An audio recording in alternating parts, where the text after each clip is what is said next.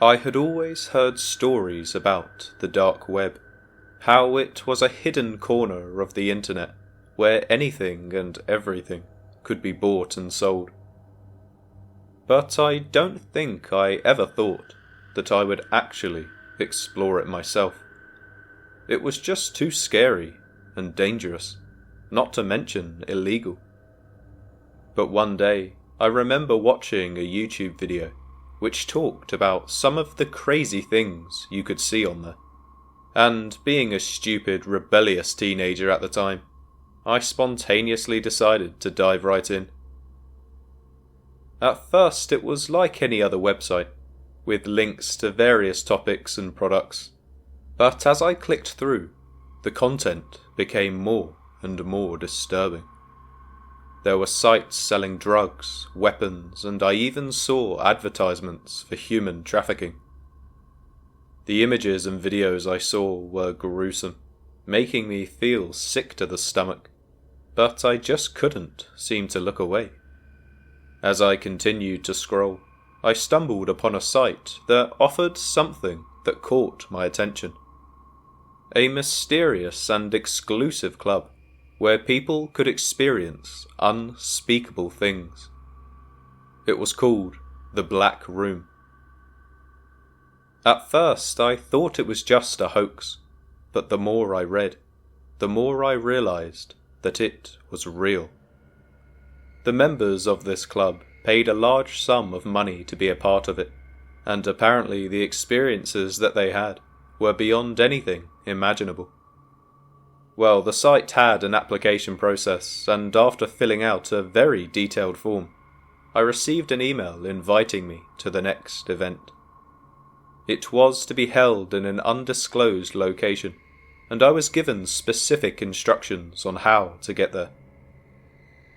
I arrived at a run-down warehouse on the outskirts of town, and as I walked in, I was instantly hit with a wave of fear.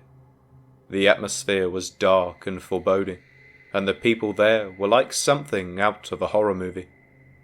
They were all wearing masks and different costumes, making it impossible to tell who they really were. I was then taken to a room where I met the host, a man who called himself the Black Baron. He explained the rules and what would happen next. I was given a mask to wear, and told that I could leave at any time if I felt uncomfortable. But as the night progressed, the events that unfolded were beyond anything I could have ever imagined. People were being humiliated and degraded. It was like a scene from hell, and I couldn't believe that I was actually a part of it. As I watched in horror, I realized that I had made a grave mistake by coming here. I had put myself in danger, and there was no telling what could happen next. And then, suddenly, the lights all went out, and in the darkness I heard the sound of footsteps coming towards me. My heart was pounding, and I tried to run, but I couldn't see where I was going. I felt a hand grab me, pulling me towards a door. They opened the door and I was thrown into a small, darker room. I could feel the panic rising within me as I realized that at this point I was trapped. It was as if the walls were closing in on me and I could hear the sound of my own breathing. Hours passed and I was still stuck in that room, my mind racing with fear and uncertainty. I had no idea what was going to happen to me, or if I ever would get out alive. Eventually I was released, but the experience had me scarred for life. If there was one thing I learned, is that the dark web is not a place for curiosity. And I now see it as a dangerous world that I had no business being a part of. To this day, I still warn others to stay away from it, to not make the same mistake that I did. The Black Room may have been one of the worst experiences of my life, but at least it taught me a very valuable lesson about the dangers that lurk in the shadows.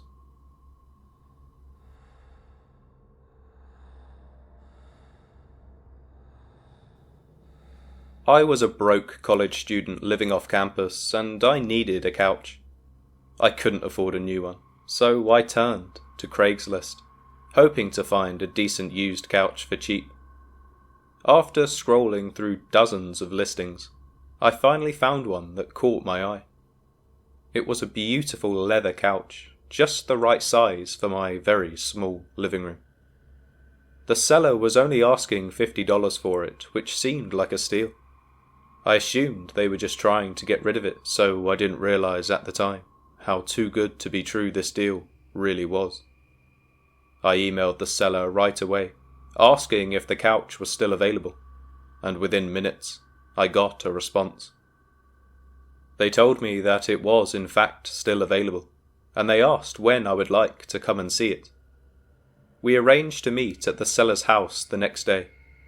I didn't think much of it at the time, but looking back, I really should have been more cautious. I mean, I didn't even know the seller's name, and I was about to go to his house, all alone. Well, when I arrived at the address the seller had given me, I found myself in a run-down part of town. The house was old, with peeling paint and a crooked fence out front.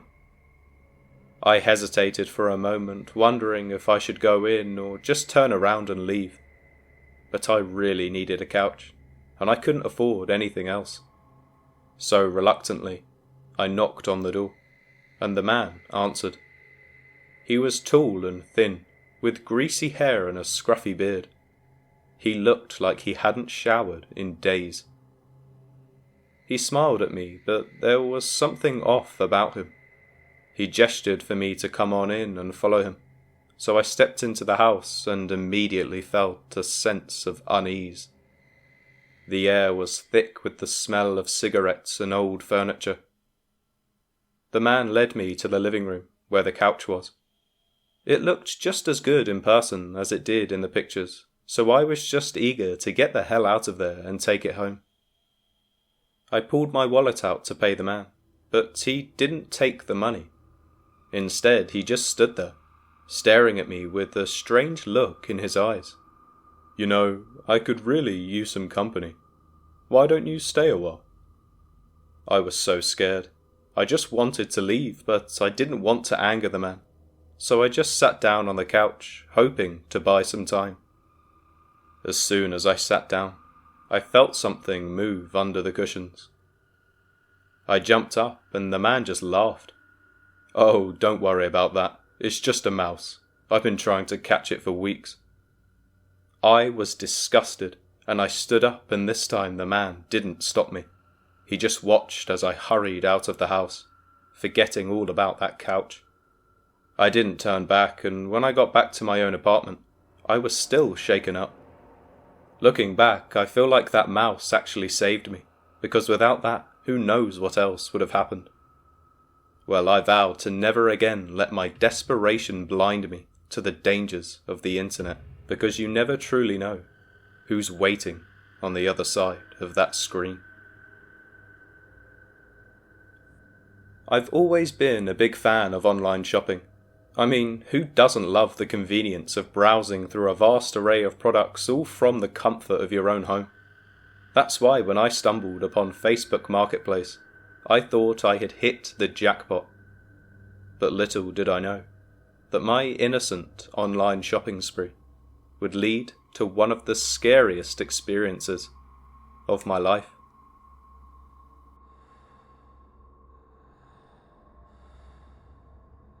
It all started when I found an old antique mirror on the marketplace. It was beautiful, with intricate details etched into the frame, and a history that the seller swore was fascinating. I couldn't resist, so I messaged the seller, a man named Frank, to inquire about it. He responded almost immediately, saying that it was still available and that he could bring it over to my house later that very day. I was, of course, ecstatic. I didn't think anything of it when Frank showed up at my doorstep, mirror in hand. He seemed friendly enough, a little quirky maybe, but nothing out of the ordinary. I paid him the agreed-upon price, and he left with a smile, saying something about how he hoped the mirror brought me as much joy as it brought him. But after he left, that's when things started to get weird. I could never seem to shake the feeling that the mirror that I had purchased was somehow off. Every time I walked past it, it was like someone was watching me, and not in a comforting way either. It was like there was a presence in the room, lurking just out of sight. But that wasn't even the worst part. A few days after Frank delivered the mirror, I started getting strange messages on Facebook. They were from a profile I didn't recognize, and they were all incoherent ramblings about how I had stolen something from Frank.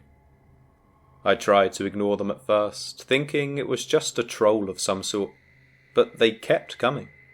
And then one day, I got a message that sent shivers down my spine. I know where you live. I didn't know what to do. I tried to block the profile, but it kept popping up under different names. I was too scared to even leave my house.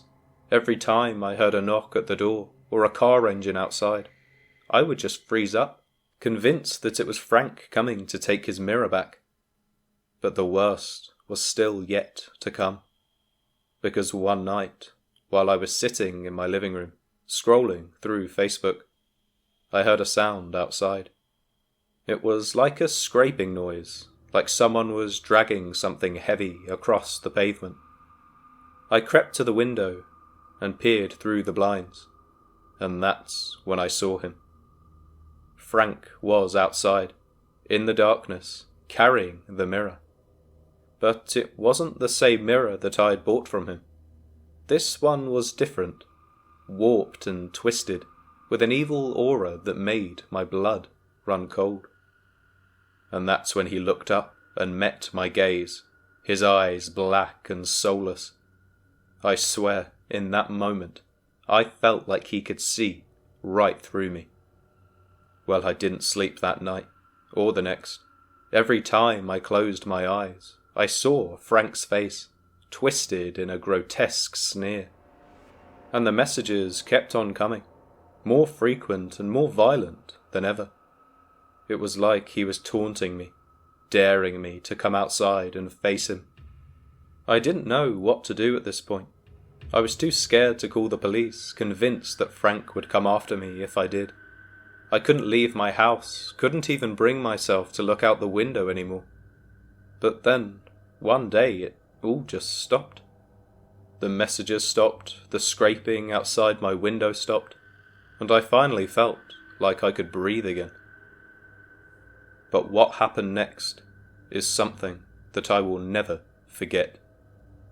One evening, a few days after the messages had stopped, I was sitting on my couch watching TV, when I heard a knock at the door.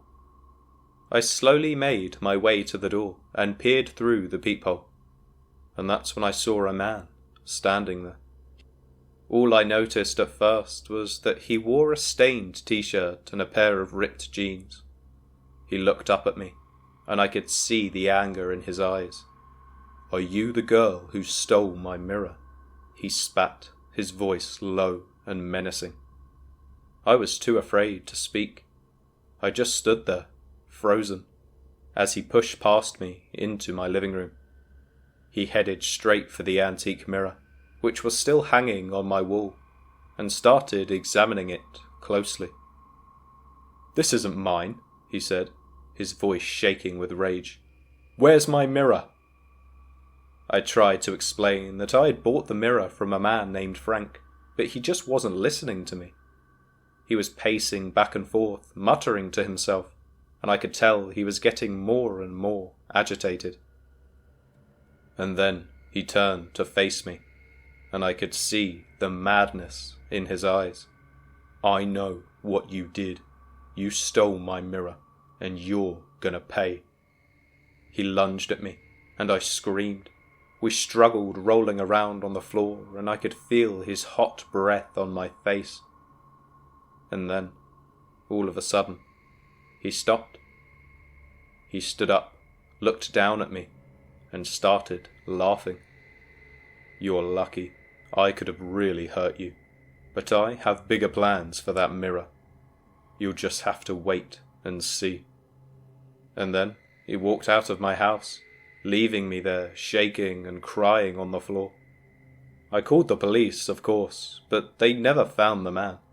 And as for the mirror, I got rid of it almost immediately. I managed to sell it to a local antique shop, hoping to never see it again. But sometimes, in the middle of the night, I still hear that man's voice in my head, and I wonder if he's out there, somewhere, still looking for that mirror. And if he finds it, well, I shudder to think what might happen next.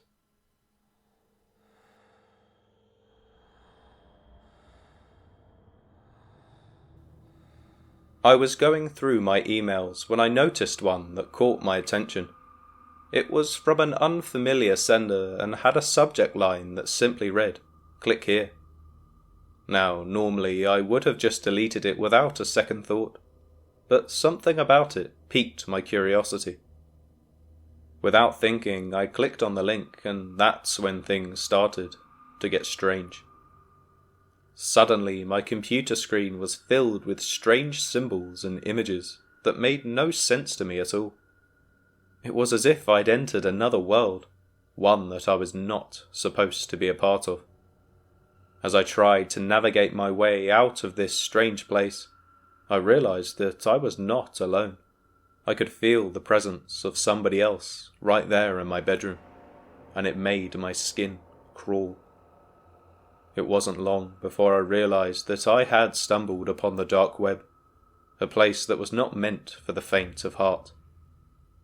The deeper I went, the more I saw things that I never could have imagined, from illegal activities to twisted and depraved forms of entertainment. But it wasn't just the content that scared me. It was the knowledge that there were people out there who were willing to engage in these activities, who revelled in the pain and suffering of others.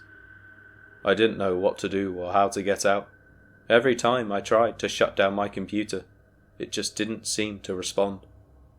Well, eventually I pulled the plug out of the socket and I went downstairs, hoping to rid myself of that entire experience. Days passed and I became increasingly paranoid. Every time I received a package or heard a noise outside, I jumped. It was as if I was being watched and that there was someone out there who knew what I had seen and was just waiting for the right moment. And then one day, I received a package that made my blood run cold. Inside was what appeared to be a fake human hand, complete with fake blood and severed fingers. Attached was a note that simply read, "You're next." I knew then that I had to take action. I contacted the authorities, but they told me there was little they could do without any concrete evidence. So, for now, I was on my own. I delved even deeper into the dark web, searching for any clues or leads that could help me identify my tormentors. But the deeper I went, the more dangerous it became. I found myself navigating through a maze of shady characters and many illicit deals, never sure who I could trust. And then, I suddenly heard a noise outside my door. I knew that they had finally found me. I grabbed a weapon and prepared for the worst. But when I opened the door, there was no one there. Only another package containing yet another fake body part. This time, a foot. The note read, "We're closer than you think." I was terrified, but at the same time, I refused to give up. I continued to search and eventually I managed to find a lead. It was a name, a username on one of the dark web forums. I managed to track the person down and confronted them face to face, demanding to know why they were doing this. The person just laughed and told me that it was all just a game, a twisted form of entertainment for those who were bored with the mundane. I was just another player, caught up in their sick and twisted game. In the end, I never found out who they actually were, or why they targeted me. but I learned a valuable lesson, and I vowed never to click a suspicious link on an email ever again.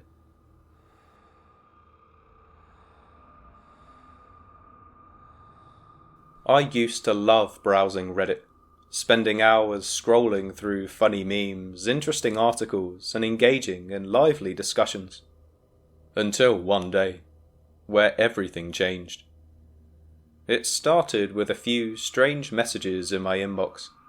They were from a user I didn't recognise, but they were harmless at first. Just friendly greetings, asking how my day was, and commenting on the post that I had made. But then the messages became a little more unsettling. The user started commenting on my appearance, saying things like, "You look so pretty in that picture you posted, and I bet you're even prettier in person."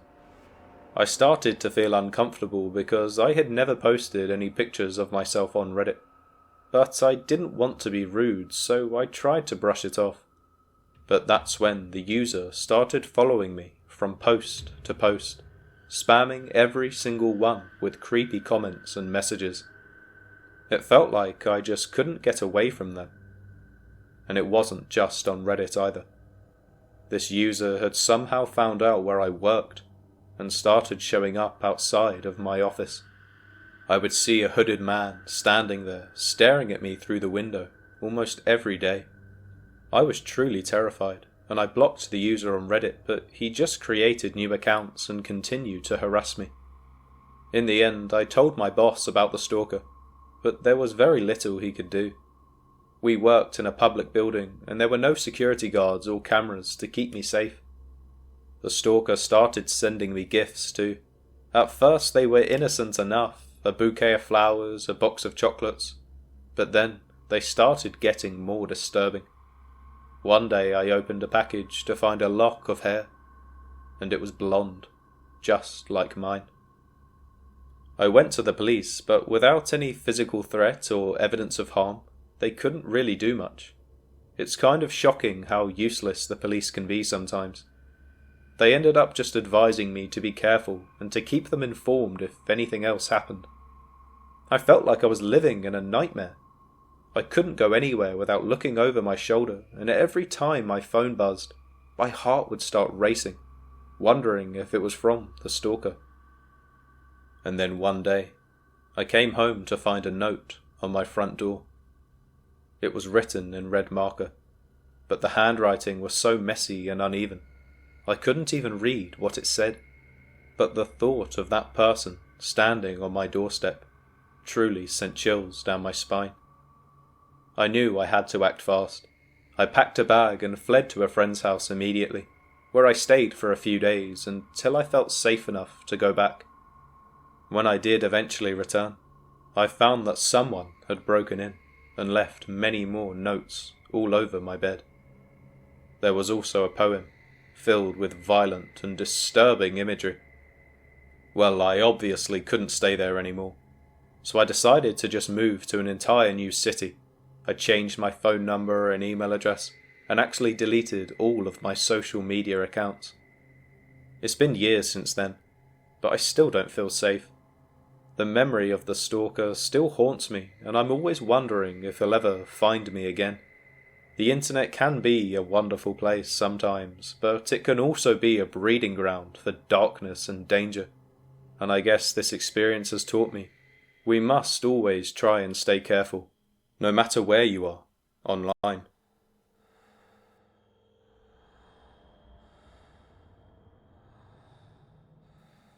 I was feeling lonely one night and decided to sign up for a dating app. In the end, I settled on Plenty of Fish, thinking that it was one of the more reputable ones. I filled out my profile and started swiping through potential matches. I came across a profile that caught my eye. His name was David, and he seemed like a really nice guy. We started chatting and hit it off right away. We exchanged numbers and started texting each other throughout the days. At first, everything seemed normal enough. We would talk about our interests, our jobs, even our families. But then things started to take a turn. David would honestly send me texts at all hours of the night, saying things like, "I can't stop thinking about you," and "I wish I could be with you right now." Don't get me wrong, I've said similar things in a relationship, but we'd only been talking for a matter of days, so this was really strange. Nevertheless, I tried to brush it off as just a guy being interested in me, but it started to feel like he was truly becoming obsessed. He would get upset if I didn't respond to his messages right away, and he started asking me personal questions that made me feel really uncomfortable. And that's when I would start to see a car parked outside my apartment building that I didn't recognise, and whenever I was out running errands, I would always get a feeling like someone was following me. Well, one night, David asked if he could come over to my apartment. Of course I hesitated, but he insisted and eventually I caved in. There were a lot of good points about this guy and I had been single for a while. Once he arrived, he seemed different from how he had been over the phone. He was a lot more intense and had an unsettling, unnerving energy.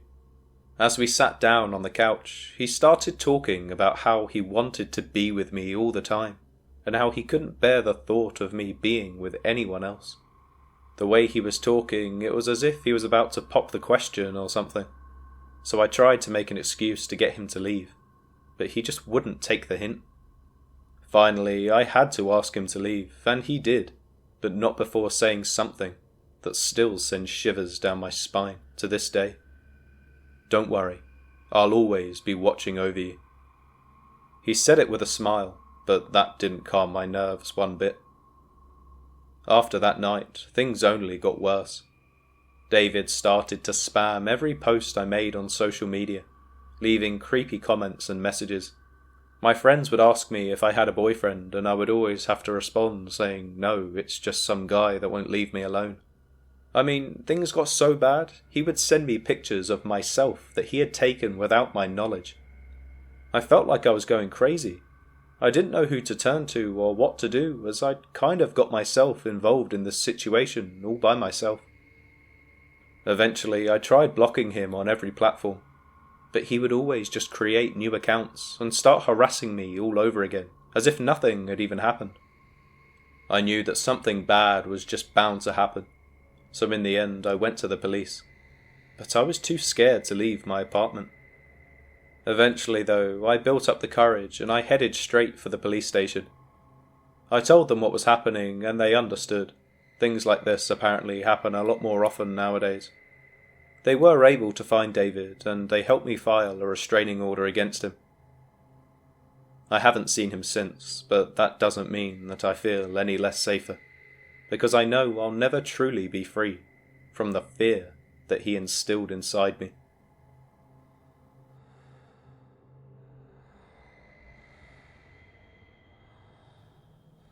I had always loved animals, especially cats. So when I stumbled upon a post on a pet website advertising a beautiful cat with long, silky fur and piercing green eyes, I just knew I had to have her. The post seemed perfectly normal, and there were loads of great reviews related to her account, so I didn't even hesitate to get in touch. After exchanging a few messages with the seller, who went by the name of Rose, we agreed to meet in a public place to finalise the adoption. But when I arrived at the meeting place, Rose was nowhere to be found. Instead, a shady-looking man approached me and said he was there to take me to meet Rose. I was caught off guard, but still so excited to have this cat. Plus, he seemed friendly enough in the way that he spoke to me and assured me that Rose was waiting for me just around the corner inside the building. So I went against my better judgment and decided to follow the man. We walked down a dark alley, and I felt a chill run down my spine. I knew something was not right, but I couldn't back out now. The man stopped in front of a rusted iron door, and my heart just sank. It was clear as day that this was not a place for cat adoption. Nevertheless, not sure if it was out of fear or just pure stupidity, but I followed him inside, feeling uneasy the whole way, but unsure of what else to do. As soon as we stepped inside, I was hit by the stench of decay and death. And this is when I realized with horror that I had been lured into a trafficking operation under the guise of adopting a cat. The man who had brought me in here was clearly working with the traffickers, and I was trapped, with no way to call for help or escape. The room was filled with a mix of small and large cages, each one containing a different type of animal. The animals looked malnourished and sickly, especially the cats, which were covered in fleas, and their green eyes seemed to be pleading for help. I just tried to stay calm, but my heart was racing, and I felt like I was in a nightmare that I couldn't escape from. Well, after what felt like an eternity, the man returned and he handed me a cat. It looked nothing like the one I'd seen on the post, but to be fair, I was just shocked that he actually had a cat for me at all. I genuinely thought this was the end. I snatched the cat out of his hands, saying thank you as I quickly walked towards the door. After I left, I immediately called the police, and the traffickers were arrested. I was physically and emotionally scarred by that experience, and it took me a long time to feel safe and secure again. But the nightmare was far from over. Every time I looked at a cat, I saw their pleading eyes begging for help. To this day, I can't bear to be around them. I feel guilty for not being able to save them all, and the thought of buying a cat still haunts me. This experience has truly changed me forever, but I guess the one thing I've learnt is to make sure to next time be a lot more careful when buying things online.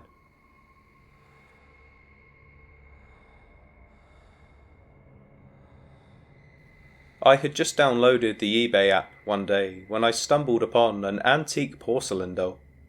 It was beautiful, with delicate features and curly blonde hair. It was the exact thing that I downloaded the app to find.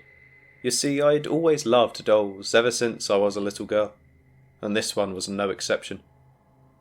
I placed a bid right away, and after a few days of tense waiting, I was thrilled to see that I had actually won the auction. When the doll arrived, I was excited to add it to my collection. I put it on display in my living room, but I started to notice strange things happening around the house. Lights would flicker and objects would move, and I would hear strange noises in the middle of the night. At first I brushed it off as just my imagination, but when the strange occurrences continued, I started to feel like I was being watched, and I had a constant feeling of unease in my own home. It wasn't until a week or so later that I suddenly thought back to when these events started taking place, and I couldn't shake the feeling that the doll was somehow connected. After that realization, every time I passed by it, I felt like its eyes were following me. And then one night, I woke up to the sound of something moving in the living room.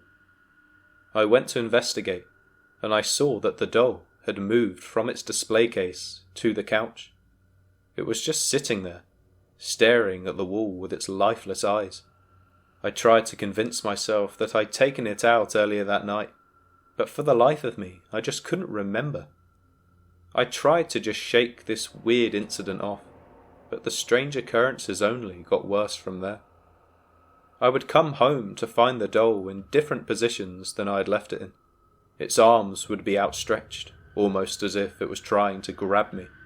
Its eyes would seem to follow me around the room no matter where I went. I started to feel like the doll was probably cursed, and that it was somehow controlling me. I mean, how else do you explain the changes in its body whenever I'd leave the house?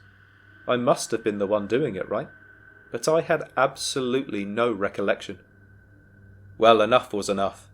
I tried to sell it back on eBay, but every time I listed it, the auction would end abruptly, with no bids and no explanation from the app. I decided to do some research on the doll, and I discovered that it had a dark history. It had belonged to a little girl who had died under very mysterious circumstances, and some people believed that that doll was cursed. At this point, I started to feel like I was in over my head. I didn't want to keep the doll, but I also didn't want to pass this curse, if it was real, onto anybody else. I really didn't know what to do. But luckily my prayers were answered one day, when I came home to find the doll on the floor, shattered into a million pieces. To this day I still don't know what happened, but I am relieved that it's finally gone. Looking back, I don't know if it was just my imagination. I was on some medication at the time from my doctor, so when I think back to that time in my life, it is rather hazy, but one thing is for sure. I will never forget the strange and unsettling events that happened at that time in my life. Thank you for watching, and if you prefer the longer format videos, please let me know in the comments down below, and make sure to subscribe for more scary stories.